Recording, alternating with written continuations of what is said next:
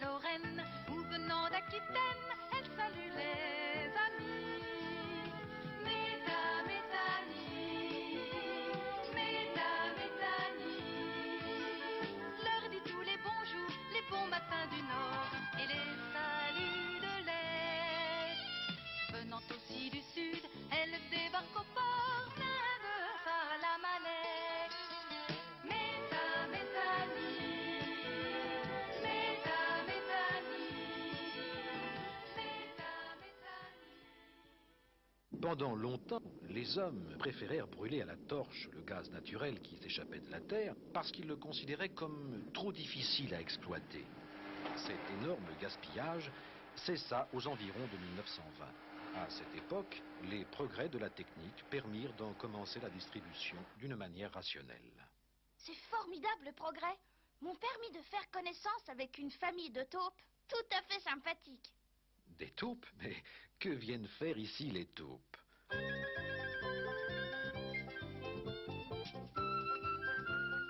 Papa Taupe avait l'habitude de prendre toujours le même chemin, la même galerie, pour conduire son fils à l'école.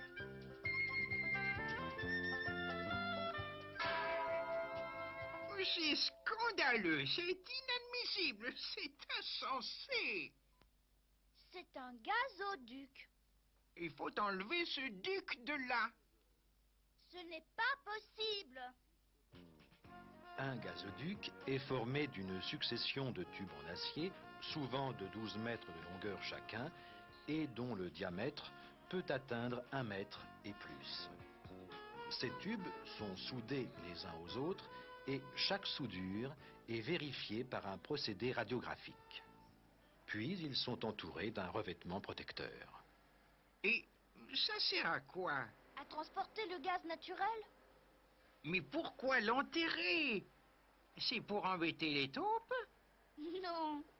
On le recouvre de terre et la végétation peut ainsi repousser dessus. Mais toi, qui es-tu?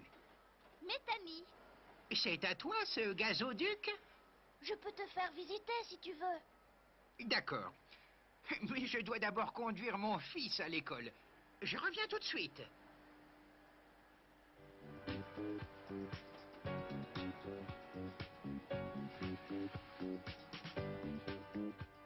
Ouf. J'ai dû faire une nouvelle galerie. Hé, mais là-bas, il y a une rivière. Oui, Comment ton gazoduc va-t-il traverser la rivière? viens voir. Rien n'arrête un gazoduc. Les techniciens, par différents procédés, le posent sous le fond de la rivière. Un gazoduc passe également sous les routes et sous les voies ferrées. Et qu'est-ce qu'il y a de ce côté? Par ce côté-ci, le gaz naturel arrive du gisement. Les gisements de gaz naturel sont souvent à une grande profondeur, de plusieurs milliers de mètres quelquefois. C'est en forant un puits, exactement comme pour le pétrole, que l'on va chercher le gaz. Au-dessus du sol, on construit un échafaudage que l'on appelle derrick et qui va permettre l'installation du matériel nécessaire pour faire descendre le trépan dans le sol. Le trépan, c'est une sorte de meule qui, en tournant, attaque la roche et qui progressivement forme un puits.